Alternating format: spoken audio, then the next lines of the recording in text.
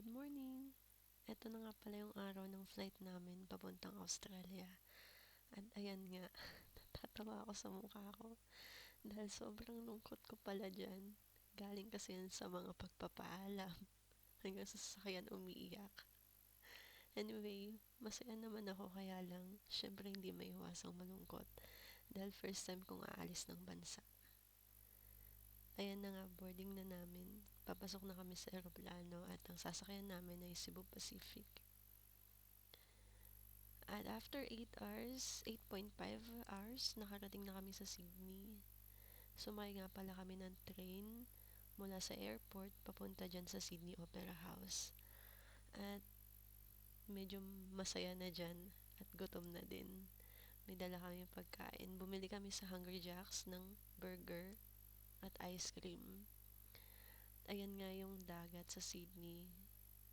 Ang ganda. Sobrang linis. Ibang-iba sa atin sa Pilipinas. Dito, sobrang disiplinado ng mga tao. Sana ganun din sa atin. Kaya naglakad-lakad kami. Pumasok kami sa isang shop to maintain ng mga ref magnet.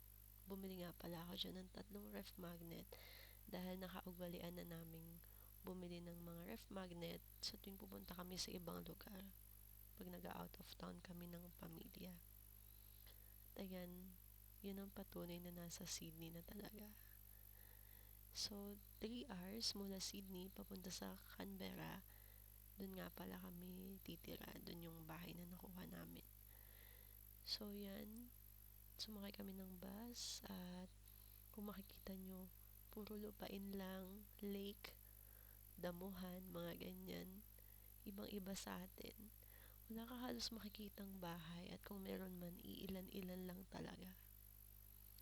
At ayan, finally, ang simbolo ng Australia. Andito na talaga ako. Dahil ang dami ng kangaroo.